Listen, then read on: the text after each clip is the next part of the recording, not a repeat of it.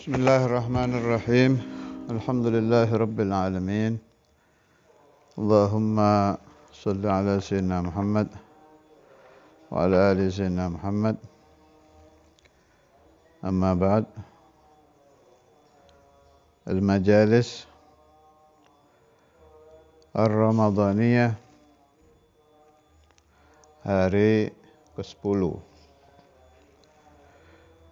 Pembahasan tentang ruh. A'udzu billahi minasyaitonir rajim. Bismillahirrahmanirrahim. Qulir ruhu min amri rabbi wa ma utitum minal ilmi illa qalila. Katakan oleh kamu, wahai Sayyidina Muhammad, ruh itu urusan saya Allah. Ruh itu urusan saya. Wa ma utitum, dan tidaklah kalian diberi minal ilmi, dari ilm, illa qalila, kecuali sedikit. Di Zubad ibn Ruslan, Al-Imam ibn Ruslan, "War-ruhu ma akhbar anha al-mujtaba fanumsikul maqala anha adaba." Enggak bilang enggak bisa lah ya. Adaba. Fanumsikul maqala anha adaba. Ya khair Imam ibn Ruslan. Waruhu, dan ruh itu ma akhbara anhal mujtaba, yang mana Rasulullah SAW telah memberitahu pembahasan tentang ruh. Itu aja udah. Jangan dalam-dalam, maksudnya begitu. Fanumsikul maqala, maka kami yakni ulama ya. Beliau maksudnya kelompok ulama, numsikul magal. Pembahasan enggak boleh dipanjang-panjang ini. Dipegang. Kami memegang pembahasan tentang ini adab, karena adab ta'adduban ma'a Rasulullah SAW. Kalau orang udah ngomong saya enggak berani bahasa, takut kurang sopan sama fulan, sama alim fulan, sama fulan. Kayak Habib siapa itu yang ahli kasyaf, biasanya di majelis itu setelah sholat apa setelah apa gitu. Pokoknya ada satu majelis, si Habib ini biasanya adatnya beliau itu ngasih nasihat. Ya bahas kada. Tahu-tahu satu hari kebiasaan itu beliau hilangkan, diem aja. Diem sampai akhir majelis. Enggak ngomong apa-apa. Akhirnya selesai majelis, ditanya, kenapa antum tadi tidak membahas? Oh, bagaimana saya mau bahas? Saya lihat Sayyidina Abdurrahman bin Abdullah bin Faqih Alamatud Dunya yahdur li sama'i qasidatih. Jadi ada qasidah Alamatud Dunya dibaca, ruh beliau hadir. Si Habib ini ta'adduban. Fanumsikul maqala. Gara-gara hadirnya Alamatud Dunya, adaba. Karena adab. Jadi kadang kita kalau ada orang besar hadir di majelis, uskut, jangan pakai bahasa aneh-aneh, kecuali disuruh ya, kecuali amr, kecuali disuruh. Adaban ma'hum, khususan ahlu tarim, lulusan tarim. Kalau kita baca di riwayat-riwayatnya itu jaga betul ini tentang adab. Kalau tidak ada amr, nggak berani ceramah, nggak berani taklim di depan guru beliau atau orang yang magamnya di atas si penceramah tadi. Penting itu, jaga adab. Lalu kenapa saya membahas, saya lancang? Ya Hannu itu, Imam Ibn Ruslan bilang fanumsikul maqala anha adaba, kok saya bahas. Bukan, jangan salah paham. Ini Al-Majalis Ar-Ramadaniyah ini hari ini kan hari ke-10. Ya, hari ke-10 itu hari terakhir awwaluhu rahmah.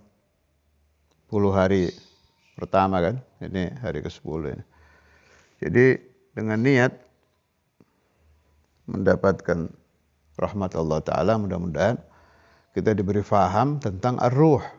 Seukuran, garis bawahi kata-kata saya ini, seukuran yang diinginkan Rasulullah Sallallahu Alaihi Wasallam, seukuran yang Allah Ta'ala memberi rezeki kita paham, juga seukuran batas yang dibatas oleh para ulama itu. Jadi begini, maksudnya tidak boleh membahas ruh itu. Yang tidak boleh al-khawd, menyelam terlalu dalam. Kalau mengerti, harus wajib mengerti tentang ruh itu. Ini ada salah paham di sini. Kalau kita sedang membahas ruh, kadang orang teriak, nggak boleh itu. Qulir ruhu min amri rabbi wa ma utitu minal ilmi illa qalila. Balik saya tanya, qulir ruhu min amri rabbi itu bahasa apa? Bahasa Arab. Bahasa Arab ada artinya? Enggak ada. Lah masa kita suruh nggak paham satu ayat Quran? Itu kan satu ayat. Berarti adanya ayat gulir ruhu min amri rabbi diturunkan, kita harus paham tentang ruh. Cuma tidak boleh al-khawd. Mirip-mirip ini, mirip urusan tauhid itu juga banyak salah paham itu. Kalau kita bahas tentang ilmu tauhid, dibilang apa?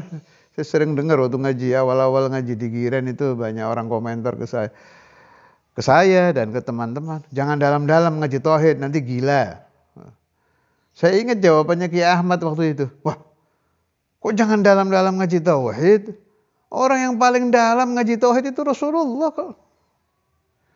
Yang paling dalam pemahaman tauhid Rasulullah, yang paling dalam mengajarkan tauhid itu Rasulullah SAW. Kok bilang jangan dalam-dalam?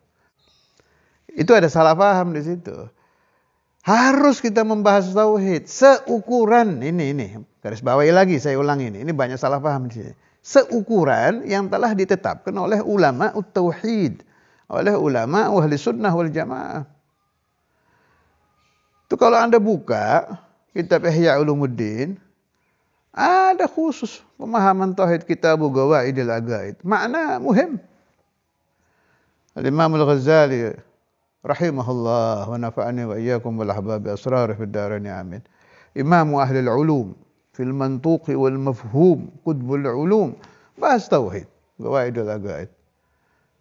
Al-Habib Abu Bakar bin Muhammad As-Saggaf Al-Qutb Gresik, syekh masyayikhina itu diusulkan itu oleh Habib, salah satu murid beliau, Al-Habib Abdullah bin Hasan kalau nggak salah, itu yang kemarin saya nukil pembahasannya di Ta'lim Indramayu itu.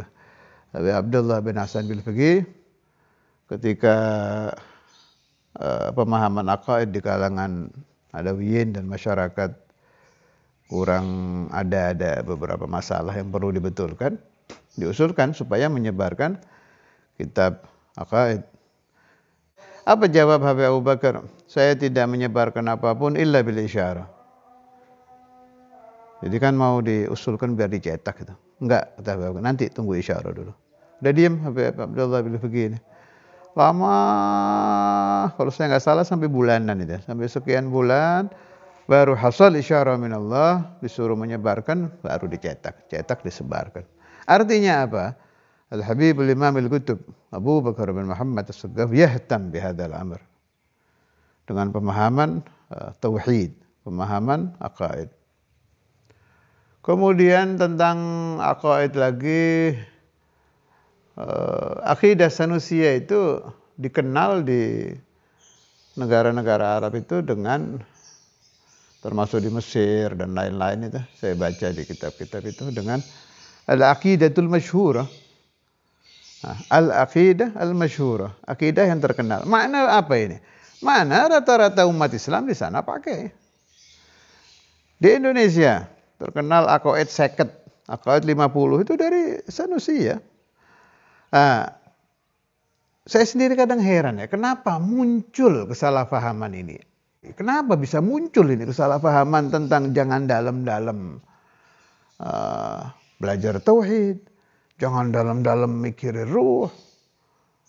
Ternyata jawabannya karena kurang menghadirkan pikiran Anda sendiri ketika Anda memahami ayat tentang ruh, ketika Anda memahami ayat tentang Allah, hadis Rasulullah SAW tentang Allah dan tentang pemahaman tauhid. Padahal itu nanti paling satu kalimat aja yang salah paham itu. Atau kalau salah paham terlalu kasar yang kurang paham. Gara-gara satu kalimat aja. Ustadzul Imam, Syekhuna Imamuna, Imam Al-Qutub Al-Habib Abdullah bin Abdul Qadir Al-Faqih, itu waktu beliau, kalau Ramadan dulu kan Ustadzul Imam ngajar tafsir itu. Yang sering Jalalain. Kadang juga Ihya, kadang juga Khazin, tapi yang sering memang Jalalain. Itu waktu pertama Alif Lam Mim itu, tentang Alif Lam Mim itu rata-rata di kitab-kitab kan Allahu a'lamu bimuradihi bidzalik, begitu. Allah lebih tahu tentang makna ini. Ada pembahasan bagus dari Ustadzul Imam itu. Beliau bilang gini, menurut Al-A'immat, di antara yang beliau sebut, ini yang saya ingat, ini berdasarkan ingatan saya. Jelas yang beliau sebut lebih banyak, saya sedang tidak baca catatan saya. Yang beliau waktu itu nyebut fulan gitu, banyak yang disebut. Yang saya ingat aja nih, Al-Imam Al-Hasan bin Ali, kemudian Sayyidina Ali, saya nggak salah ingat disebut juga oleh Ustadzul Imam dan beberapa a'immat lain. Tidak ada, ini perhatikan ini, tidak ada satu ayat pun yang tidak bisa difaham dari Al-Quran. Ini bukan Ustadzul Imam menentang ada mutasyabihat, bukan loh, jangan salah paham ke sana. Beliau waktu sampai di ayat mutasyabihat tuh pembahasannya bagus. Memang ada muhkamat, ada mutasyabihat. Ini lagi nggak ke sana ini. Jadi logikanya gini loh. Al-Quran diturunkan untuk insan, untuk manusia kan. Pakai bahasa Arab. Nah, berarti tujuan bahasa itu kan komunikasi. Komunikasi itu harus si penyampai tersampaikan apa yang diucapkan, kemudian si pendengar memahami secara sempurna yang diucapkan. Makna tiap ayat harus dipaham, termasuk alif lam mim gitu. Tuh, itu macam-macam yang mulia nyebut alif lam mim, makna alif kada, lam kada, mim kada, macam-macam. Yang saya ingat malah yang dari Muallim Dimyati itu. Saya kira Muallim Dimyati juga dari Imamen. Alif Allah isyarah. Jadi alif kan, alif lam lam ha. Berarti pertama alif Allah. Ya. Ini sayang saya nggak bisa disuting ini. Ini ada itu doa kaifiyah. Saya dapat dari Syarifah Salihah itu. Beliau dapat dari siapa itu? Al-Habib Imam Al-Qutub Ahmad bin Hasan Attas bi isnadiha ya. Itu jari ini bisa dibentuk alif lam lam ha. Jadi yang kapan-kapan insyaallah di Ta'lim Indramayu biar bisa dilihat caranya. Ini dibulatkan gitu. Nah, alif lam lam ha. Allah. Jadi alif lam mim, alif kan huruf pertama alif lam lam ha berarti makna Allah. Kemudian mim isyarah tentang Muhammad sallallahu alaihi wasallam. Lam isyarah tentang Jibril, kan akhir hurufnya lam, Jibril. Maka alif lam mim isyaratun bi anna Allah anzalal Qur'ana minhu lin Nabi Muhammadin sallallahu alaihi wasallam biwasitati Jibril gitu. Ini salah satu tafsiran.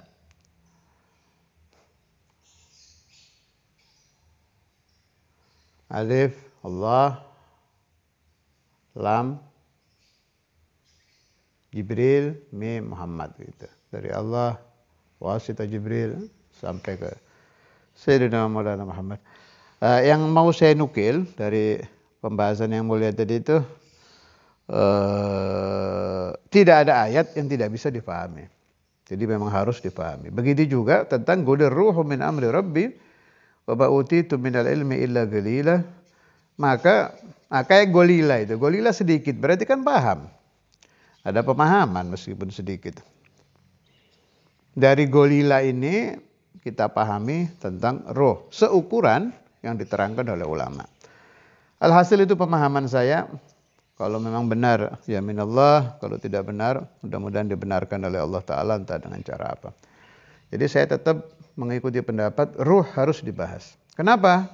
Limadha? Sebab gak bisa kita melepaskan diri dari memahami ruh yang tiap hari kita bersihkan itu si ruh. Kita sholat ini ya, sholat khusyuk itu tempatnya di mana? Di ruh. Hubbu Rasulullah sallallahu alaihi wasallam tempatnya di mana? Di ruh.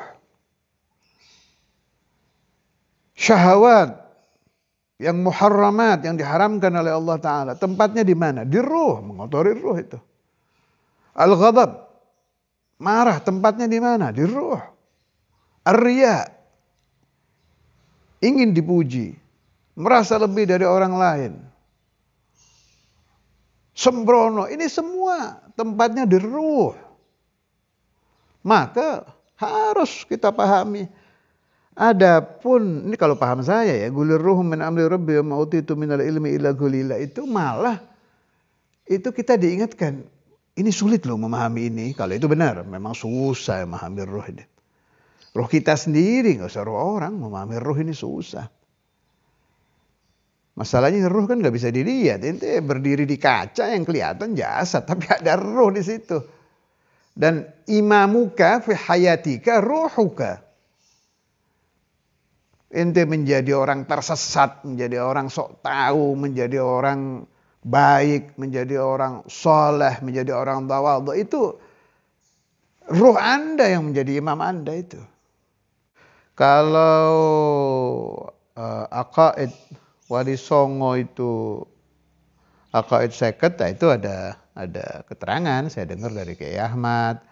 Terus ada kitab Tauhidnya Sunan Bonang yang pernah ditemukan, isinya sama dengan Qaidul Imam Asy'ari. Hanya yang saya tidak berani memastikan itu apakah yang kalau Ki Ahmad bilangnya Sanusia. Aqaid yang dibawa Wali Songo itu aqaid seket, aqaid Sanusia. Bidalil kata beliau di Masjid Demak itu ada ukiran keliling itu. Nggak tahu sekarang masih ada nggak. Kalau pas saya ziarah dulu masih ada itu di atasnya itu. Wujud Kidam Baga, terus bidalil lagi, kalau ini dari Kiai Hasani, yang muntasyirah di waktu beliau ngajar, apa waktu beliau ngajar saya, apa waktu ngajar di taklim saya lupa, pokoknya dari Kiai Hasani kalau ini. Yang muntasyirah di Indonesia ini kan aqaid seket. Sedangkan pemahaman orang-orang Indonesia ini kan dari kiai, dari guru, sampai guru pertama Wali Songo. Nah, masa yang muntasyir aqaid seket atasnya enggak ya kan, enggak mungkin. Makgul, itu masuk akal. Tapi saya lebih condong ke pendapat aqaid Asy'ariyah. Saya kalau untuk memastikan aqaid Sanusia, wallahu alam, saya lebih condong aqaid Asy'ariyah. Kalau itu positif. Memang yang dibawa oleh Wali Songo itu akidah Al-Imam Abdul Hasan Al-Asy'ari. Saya punya alasan untuk pakai pendapat itu tanpa su'ud adab kepada pendapat para masyayikh, pendapat ya, bukan hukum kan. Karena saya lihat Wali Songo itu kan 3 periode ya, 3 periode. 3 ada yang bilang 4, ada yang bilang lebih 4, yang jelas tidak sekali kan. Saya kira kalau ba'du Wali Songo masih masuk. Sebagian Wali Songo masih masuk untuk aqaid seket yang punyanya Imam Sanusi. Tapi kalau kita lihat Syekh Subakir, terus itu kayaknya tahunnya kok belum itu ya. Saya belum meneliti secara tuntas itu. Saya belum meneliti secara detil, bukan tuntas, secara detil. Kan nanti tinggal dilihat aja. Imam Sanusi itu kan tahun 800-an. Syekh Subakir itu tahun berapa. Nah, menentukan Syekh Subakir tahun berapa ini ruwet itu. Kekurangan kita kan catatan-catatan tentang Wali Songo itu simpang siur. Dan bilang gini. Alhasil. Namanya juga sejarah ya. Karena tidak jelas, saya tidak berani memastikan aqaid kita yang dibawa oleh Wali Songo itu, Wali Songo semua ini, semua. Kalau tahunnya Wali Songo ini di atas tahun 800, ini yang saya maksud 800 Hijriah ya, Hijriah. Itu makgul. Berarti mereka hidup setelah zamannya Imam Sanusi. Itu mungkin Wali Songo yang periode akhir bisa jadi. Kan ada itu Sunan siapa itu yang tahun 1000 sekian. Mungkin ya, mungkin. Nanti saya pastikan lagi itu kayak Sunan Kudus, Sunan Muria mungkin. Pokoknya cari aja yang Wali Songo tahun 800 ke atas. Itu bisa jadi mereka membawa Aqaidul Khamsin. Tapi kalau yang tahun sebelum 800 ya nggak mungkin dong. Pasti mereka membawa Aqaid Asy'ariyah, Aqaid Maturidiyah. Jadi begitu. Kembali ke masalah ruh. Insyaallah besok saya juga masih tentang ruh. Bab ini penting dan agak panjang. Qul ruhu min amri rabbi wa ma utitum minal ilmi illa qalila. Jadi untuk lebih kita faham bahwa ruh itu memang harus dibahas dan harus dipahami betul itu. Anda masuk thariqah ya. Thariqah apa saja. Itu yang diutak-atik dibersihkan apa? Ruh. Saya ingin mimpi Rasulullah SAW. Apa yang mimpi? Dikira mata inti. Ruh. Saya ingin merasakan ladzah fi qiraatil Quran. Saya baca Quran kok gak betah ya duduknya ini. Supaya betah. Yang betah siapa? Ruh. Saya kalau baca sholawat kayak duduk di atas api. Gak pernah tenang. Yang gak tenang apa? Ruh. Berarti penting tidak? Sangat penting. Husnul khatimah. Yang husnul khatimah apa? Ar-ruh. Yang melihat, na'udzubillah, iblis, syaitan ketika kita akan mati. Mengusahakan kita supaya meninggalnya. Tidak ala la ilaha illallah. Yang melihat setan apa? Ruh. Ya Allah, kalau muncul ajaran agama bahwa tidak boleh memahami ruh, gawat ini. Qurannya juga nyebut gulir ruhu. Itu kalimat disebut berarti pikir sampai paham. Pahami betul apa itu ruh. Naam, seukuran yang dibahas oleh ulama, oleh aulia dari hadis-hadis Nabi Muhammad SAW dan dari pembahasan-pembahasan yang mengkhususkan tentang pemahaman ar-ruh. Ini yang kemarin saya bilang nukilannya ini 110 kitab Syarhu Wirdis Sahar Sayyidi Mustafa Al-Bakri. Sayyidi Mustafa Al-Bakri ini yang di tawassul yang dibaca itu, yang rutin dibaca di zaman Syekhuna Abu Yahya itu. Kita juga dibaca sekarang di drama itu. Wa Mustafa Al-Bakri dzil iqani. Itu maksudnya Sayyidi Mustafa Al-Bakri. Wa Mustafa Al-Bakri dzil iqani. Sayyidi Mustafa Al-Bakri ini pembahasannya ajib-ajib ini. Ajib bermakna yang sering beliau terangkan, yang beliau alami sendiri. Itu saya tertariknya di situ. Jadi beliau kan mursyid itu. Mursyid, Thariqah, Khalwatiyah kalau nggak salah. Jadi yang beliau alami apa itu yang beliau cerita. Mimpi-mimpi beliau juga diceritakan. Mirip-mirip gayanya ini, Imam Sya'rani. Yang beliau alami sendiri, sebagian beliau ceritakan. Ya pasti ada yang dirahasiakan. Jadi ini wa akhrajal hakim fil mustadrak an Abdullah bin Umar qala arwahul mu'minina tajtami'u bi Ariha wa hiya baldatun bisyam. Wa arwahu ahli syirki tajtami'u bi San'a. Ini beda pendapat yang mengatakan kumpulnya di mana? Sumur Zamzam dan di Tarim. Jadi memang ada pendapat. Kalau Habaibuna kan pendapatnya arwahul habaib al-alawiyyin itu di Tarim, wa arwahul mu'minin bi Bi'r Zamzam, wa arwahul kuffar di Barhud. Ini ada pendapat dari Sayyidina Abdullah bin Umar yang meriwayatkan Imam Hakim dari kitab Mustadrak. Arwahnya orang mukmin itu kumpul di Ariha, satu kota di Syam. Wa arwahu ahli syirik tajtami'u bi San'a. Kalau untuk orang-orang kafir musyrik di San'a. قال الحافظ المحقق هذا مجموع ما وقفنا عليه من الأحاديث والآثار في مقر الأرواح وقد اختلفت أقوال العلماء بسبب اختلاف هذه الآثار. Jadi begini, memang hadis-hadis dan ucapan-ucapan sahabat dan tabi'in itu ada perselisihan tentang maqarru al-arwah, tempatnya ruh. Sebagaimana sudah saya sampaikan kemarin, sebab beda pendapat ulama karena beda rujukan. Ada yang merujuk ke kalamnya Sayyidina Abdullah bin Umar, ada yang merujuk ke dalil lain, ya, biasalah. Kalau nggak khilaf, ibarat masakan jadi nggak rame rasanya. Bagus ada khilaf, jadi kita cari kan. Tinggal nanti dikumpulkan dari khilaf, jalan keluarnya bagaimana, kesimpulan pendapatnya bagaimana. Kesimpulan pendapatnya, arwahul mu'minin fil barzakh. Selesai, bes. Tinggal Anda kelompok mana. Kalau saya, karena saya ikut pendapat al-Imamain, kalau untuk habaib, Tarim.